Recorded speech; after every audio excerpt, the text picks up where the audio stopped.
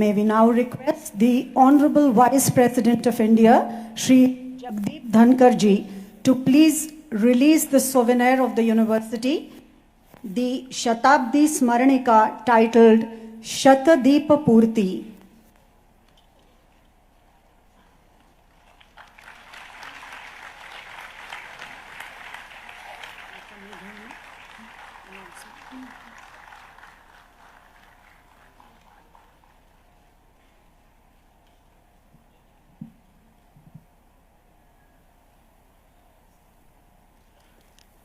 Thank you very much.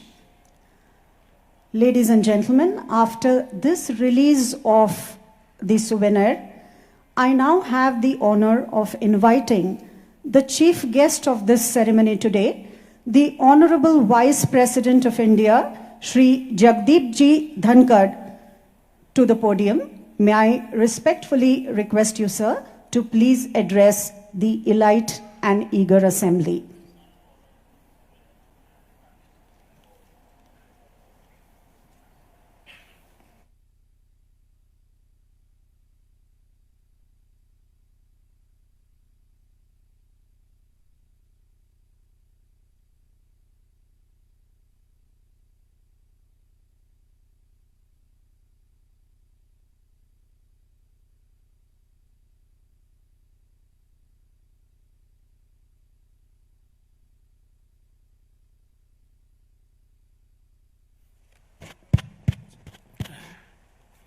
Sometimes you do need support.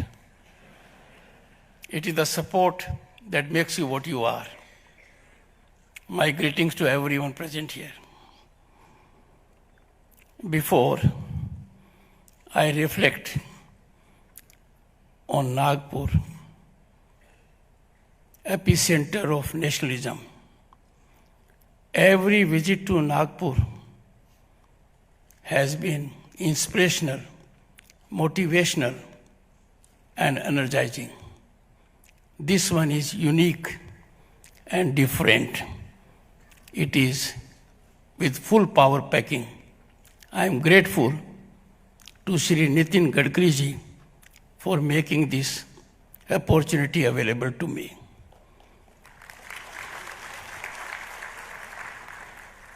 It has been indicated that Nagpur is known for oranges, and it is also known for tigers. Two of the tigers are present here on the stage.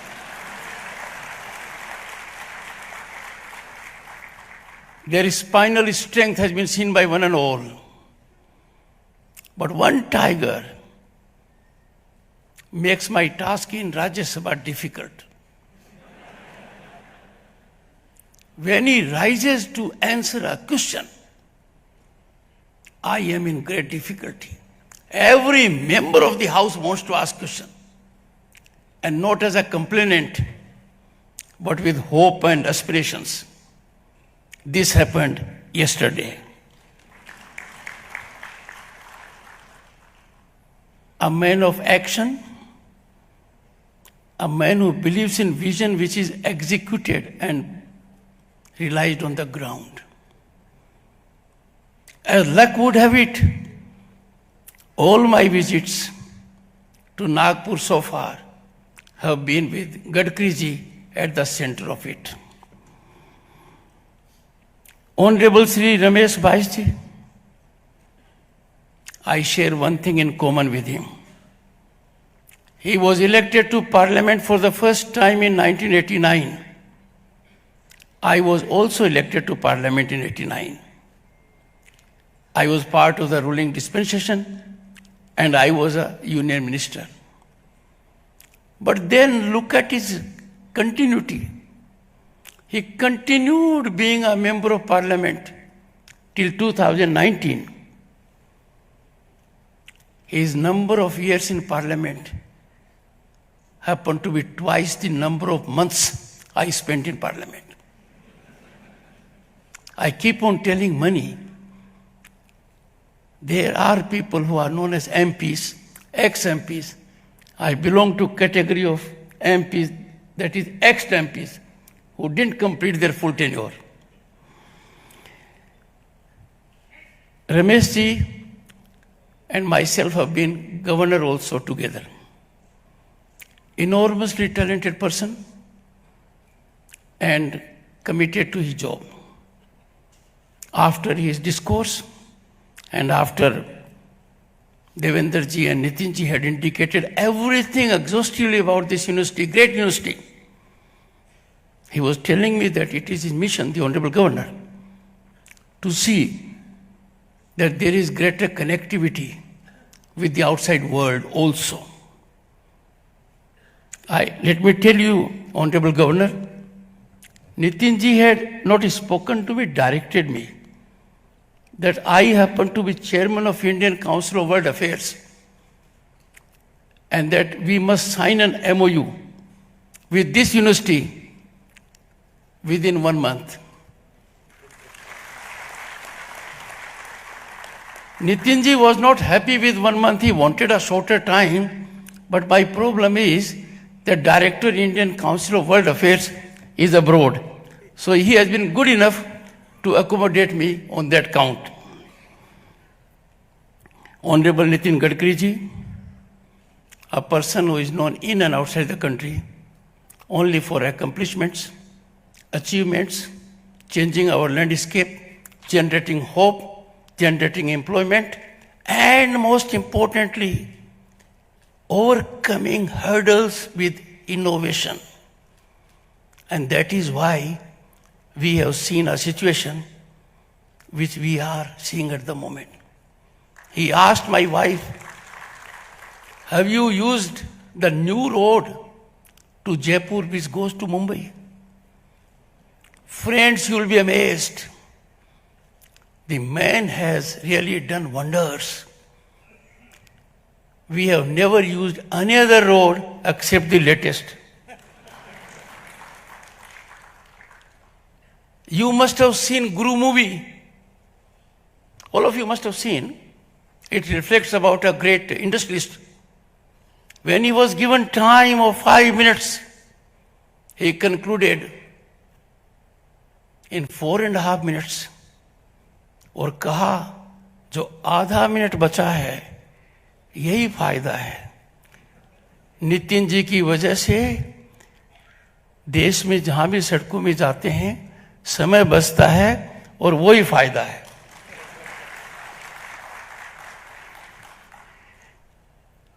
I am great admirer of Devendra Fadnavis ji, Honorable Deputy Chief Minister and son of the soil.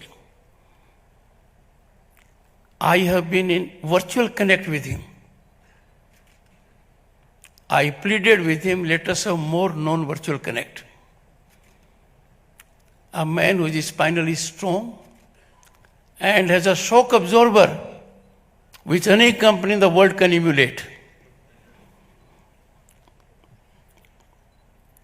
Dr. Subhash Chaudhary, Vice Chancellor, well, credit goes to him. I must tell you, friends, I was a real bright student. I was always a topper. And that was the time when we didn't have Amul. We had Paulson. So whenever I was in the company of my teachers, some students from behind will murmur, Paulson, Paulson, Paulson. Because one has to be on the right side of teacher. He has brought about change, and due credit to him and Dr. Sanjay Dude. Distinguished members in the audience, academicians, faculty members, students, I must greet and salute Honorable Justice Vikas Sirpurkarji. I had the occasion to appear before him only once, and that is memorable. A man of incisive clarity. And mind you, everyone who was opposing me was a very known legal luminary of the country. I come from a village, and those of us who come with modest background, they don't make their presence felt immediately. But in the profession, I have been extremely lucky. I was designated senior advocate in 11 years of my practice, headed the High Court Bar at the age of 34 and in Bar Council. And those legal luminaries who had good footprint, I used to appear only in one case a day. I can never forget those 3 minutes. The learner just says, "You have only 3 minutes." I said, "My lord, 2 minutes." And mind you, the grasp was so effective, the others had no answer. My salutations to him, sir.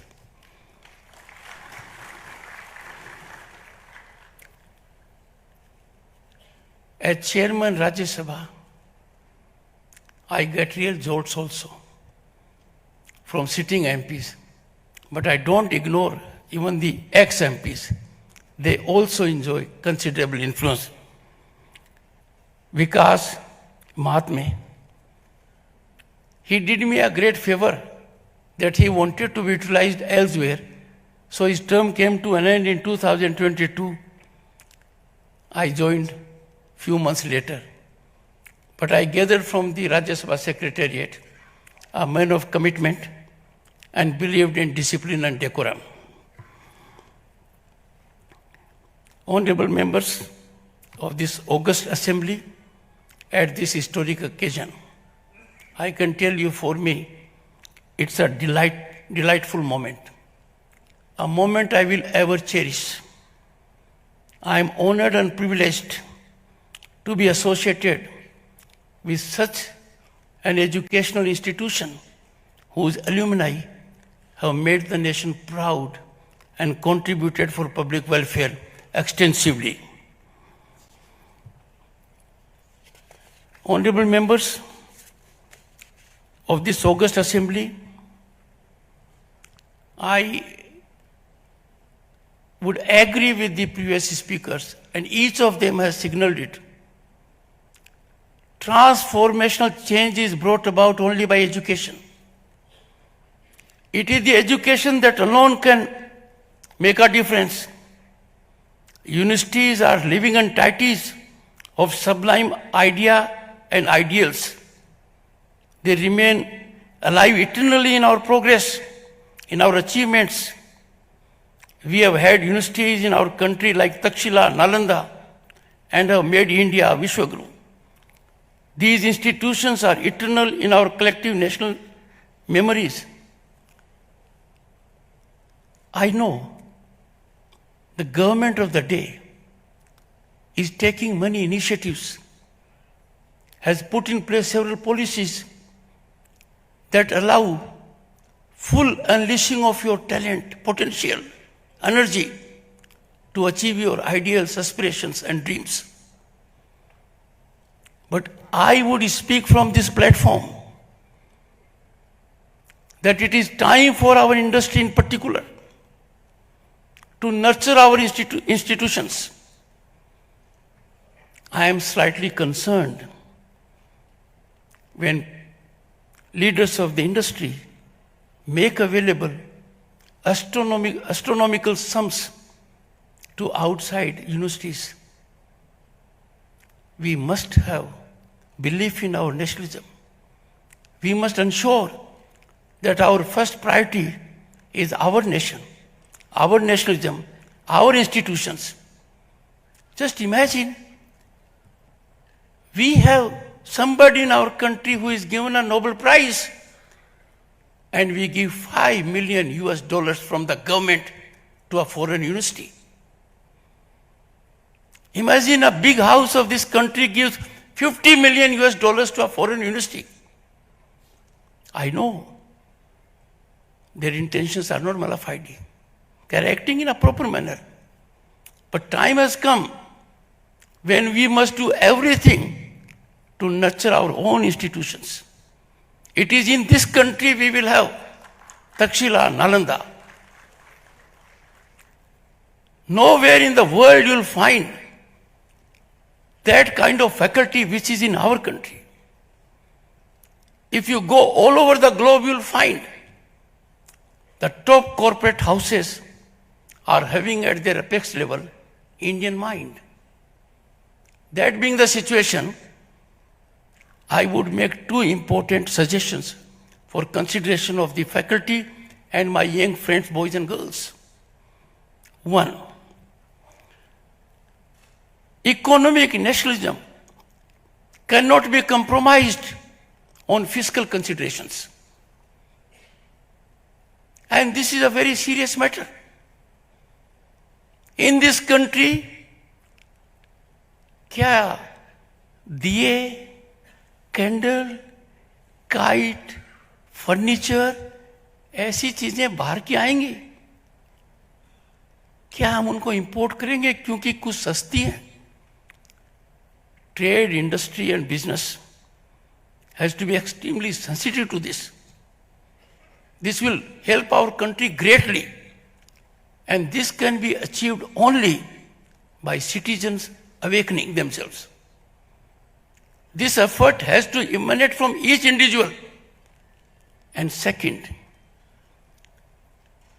reckless use of natural resources. That can't be permitted. No one has a right to use energy, gas, petroleum, water because he or she can afford. Your pocket cannot determine how much you have to use, because there has to be optimal utilization of natural resources. That is our bounden duty. Let me tell you, friends, I am admirer of Gadkariji for two good reasons. He finds solution by innovation and out of box. And that is why you'll find in roads in particular, he has developed utilization of material that otherwise were causing huge problem to us in our growth history. I'm sure you will bear this in mind. This university, look at the time when it was established. Look at the challenges that were around, and traversing 100 years is absolutely a journey most memorable, fructifying all our aspirations, making us proud every moment. I felicitate all previous vice chancellors, the present team, and the alumni. But one idea I have been cherishing for a long time: alumni of our institutions are natural think tank. They can contribute massively for growth of the nation. They can contribute to policy formulation. So I have given an idea for consideration of academicians and those who are at helm of affairs of universities. Let us have Federation of Alumni Associations. If there is a structured body that has alumni from institutions like yours, IITs, IIMs, and other institutions, and if they converge on a particular point of view, then two results will be there positively. One, they will help governance policies massively. And secondly, they will get an opportunity to structure giving back to the society by giving it to their alma mater. And if they give fiscal assistance to alma mater, make available avenues to the students of alma mater, they will be contributing for societal upliftment, and that will be a great national service. Friends, after more than 3 decades, the country came to have a new national education policy. It's a game changer. It has taken note of our civilizational ethos. It has reduced that part of education which was dragging the student. It has become skill-oriented. It has become aptitude-oriented. It allows you flexibility. And in the evolution of this policy, I am personally aware, by virtue of being at the relevant time Governor State of West Bengal, that inputs were secured from all stakeholders. This policy is already showing results. From this platform, I'll appeal to some of the states who, for reasons which can't be rationalized, and who have not adopted this policy, to take a proactive step and end injustice to the students, and must immediately adopt national education policy. I'll tell my young students that when I was a student, difficulties were there. It was very difficult at that time. If you pass out from a university or college, you take a leap in the larger world, you will not have resources. I was enrolled as an advocate and wanted rupees 6,000 to have a library of my own. I still remember vividly the bank manager of a nationalized bank who gave me that without security. And look at the big change that has taken place now. Money is no consideration. You have to have an idea in your mind. You have to think out of the box. You have to take initiative. And that is why India can take pride in the number of startups we have, number of unicorns we have. We are envy of the world on those achievements. The historic achievements which the nation has attained under visionary leadership of the Prime Minister Shri Narendra Modi. The world is stunned. I'll give you 3 illustrations. In 2022, we had digital transfers to the extent of 150 trillion US dollars. And those transfers constitute 46% of global transactions.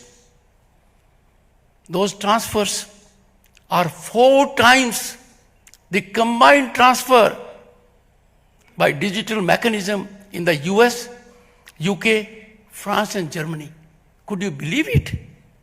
Look at our achievement to that extent. 4 times. Indian mind is genius. Even if there is no education, we are quick to learn. And that is why a fleet of 850 million smartphone owners, over 700 million internet users, and look at the per capita data consumption on internet.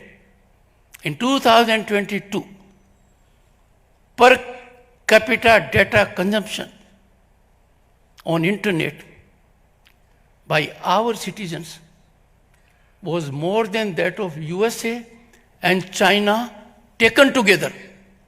That's a great achievement. We must take pride. We look at the other angle. When it came to world economy status, we were in double digit just a decade ago. We could never imagine where we will be. But in September 2022 came a gratifying moment, a historic moment. Bharat became the 5th largest global economy on the earth. And what an achievement! In the process, we overtook our erstwhile colonial rulers, the UK, the Britain.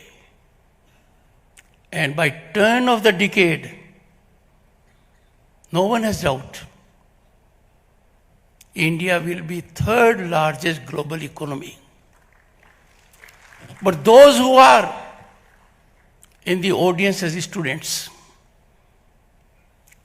some of us may not be around in 2047 when India will celebrate centenary of its independence, that you will be at helm of affairs.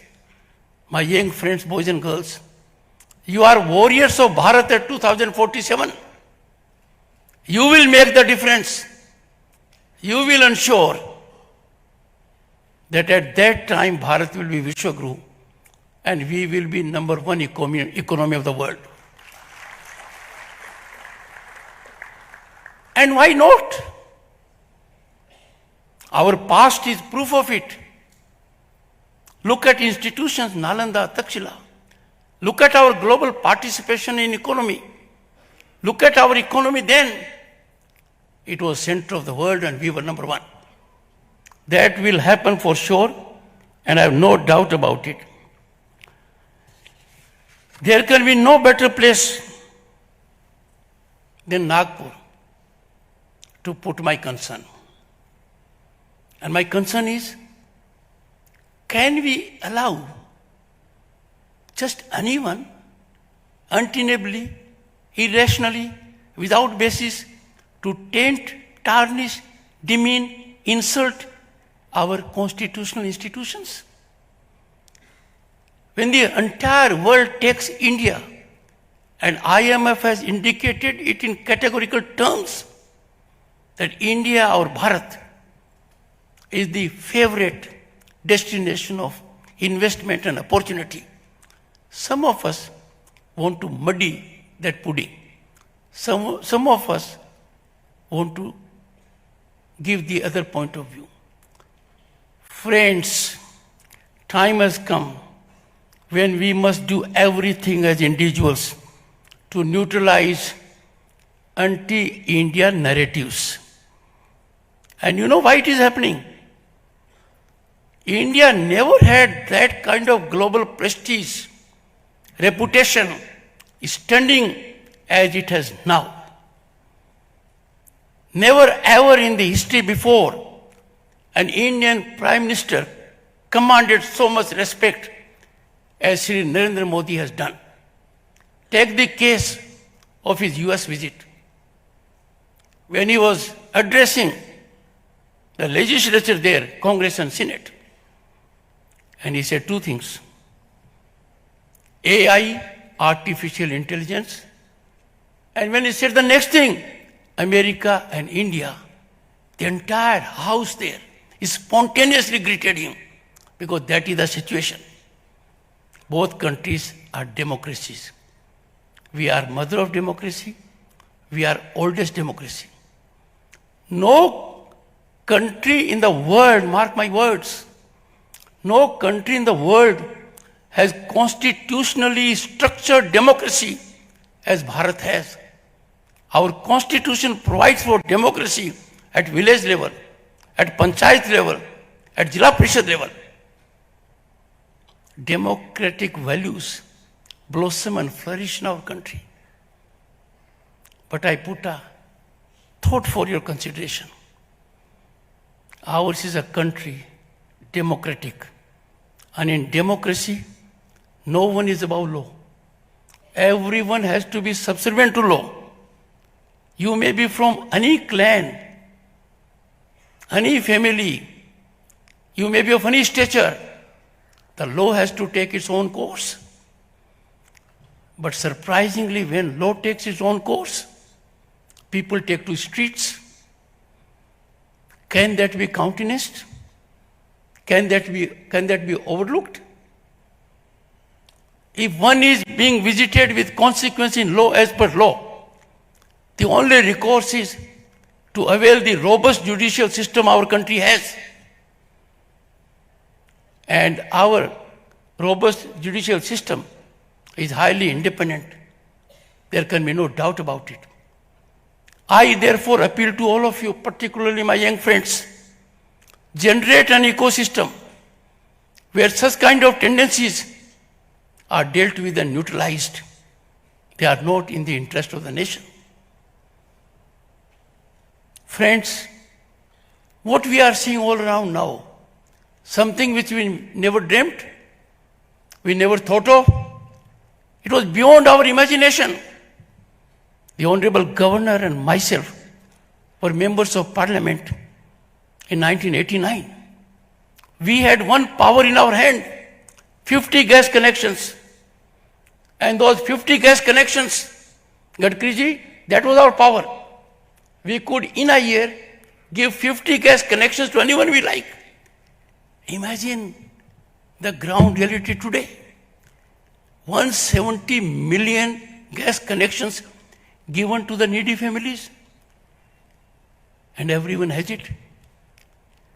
So big change has taken place. Everyone in the world, let me tell you, I've been as vice president out thrice. They are stunned. After all, we are a country of 1.3 billion people plus.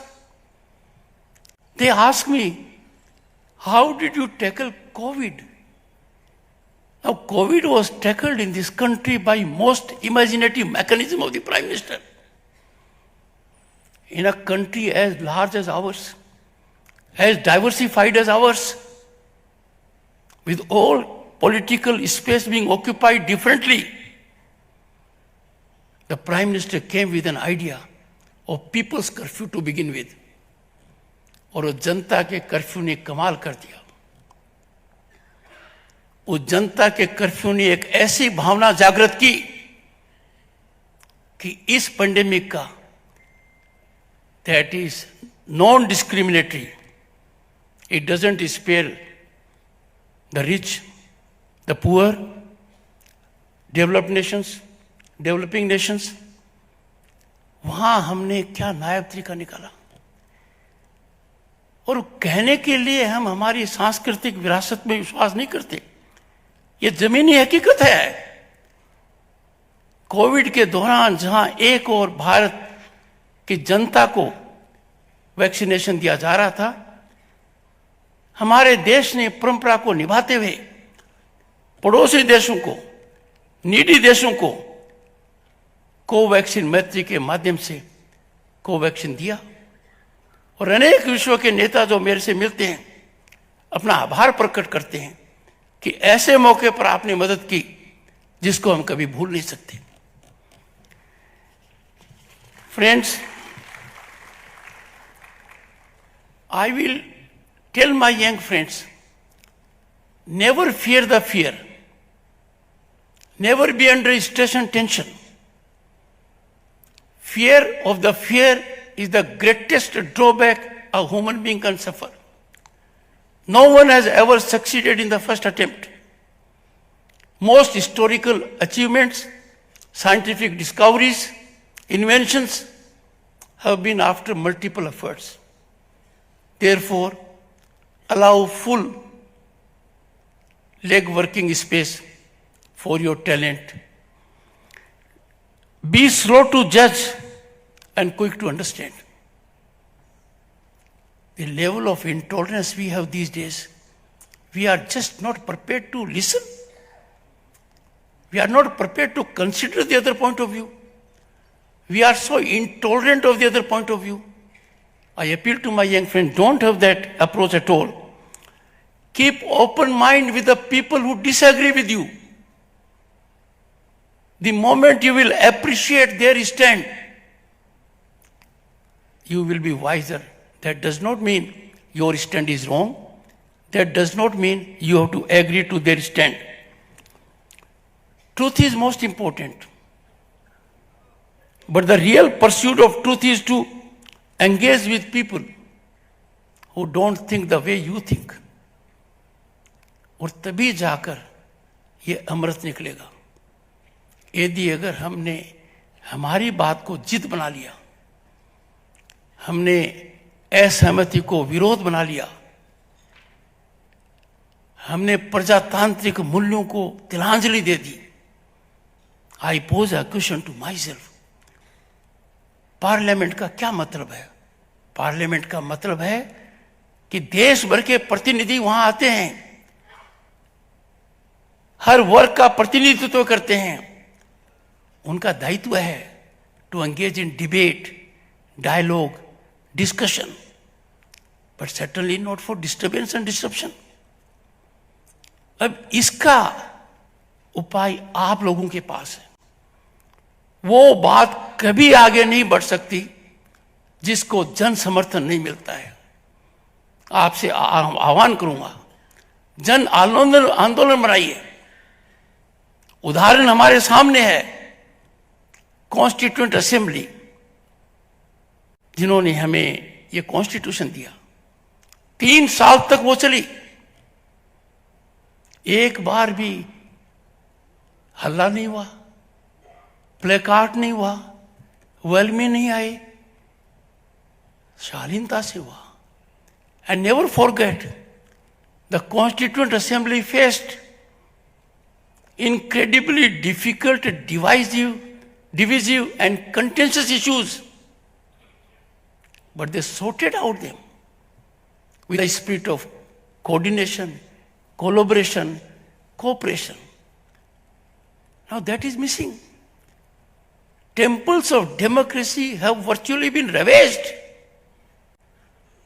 And I see a greater danger if temples of democracy, Rajya Sabha and Lok Sabha and state legislatures, if they will not be a platform of discussion, debate, dialogue, then the space can't be vacant. It will be occupied by others. And those forces will not be representative. Those forces will not be accountable. Those forces are not that have taken oath to uphold the Constitution. I therefore urge each one of you to activate yourself individually to ensure that there is a narrative afloat indicating we need to engage for the work for which the public is paying and for which Constitution has obligated us. I am sure all steps in that direction will be taken. I come from a farmer's family. The Honorable Prime Minister was good enough to call me Kisan Putra, indicating I am not actively a farmer, but my family is. What a moment of pride for me that 110 million farmers directly receive money in their account. So far this amount has been 2,25,000 crore. I am not on the amount. I am not on the capacity of government of which Mr. Nitin Gadkari is a part. I am on the capacity of the farmer, that the farmer is ready, technically equipped, as a result of inclusive banking mechanism, to receive that amount. And that is why this great revolution has taken place. What is happening now? There was a time when power corridors were infested with power brokers, middlemen. There would be people who would extra legally leverage decision making. They will determine how a particular policy will be formulated. We all know it now. These power corridors have been fully sanitized. The institution of power broker, unfortunately, no longer exists for them, and fortunately for the nation, that is extinct. That's a big change. Corruption is the greatest injustice for the common man. We need to have zero accommodation for corruption. That is being seen. But the corrupt have got together. They are trying to find escape routes. They are trying to garner agitational approach also. It is for the ordinary man, who is the greatest stakeholder in democracy and growth of the nation, to ensure that this system which has been evolved not only gets stabilized, but is on a different kind of path that helps our nation at large. Honorable friends, I would leave a thought with you that emanated from Dr. B.R. Ambedkar. And this is particularly for my young friends, boys and girls. I quote, "That which does not make a man worthy, does not teach equality and morality, is not true education." Very wise words. He further goes on to say, I quote, "True education protects humanity in the society, becomes the support of livelihood, teaches men the lesson of knowledge and equality. True education creates life in the society, unquote. I urge you to think critically, read widely, adapt consistently, and widen your horizons steadily as you go forward on your respective journeys. Respect your teachers, respect your family members, be a good citizen, always keep nation first. Keeping nation first is not optional. It is imperative. It is only way. Jai Bharat. Thank you.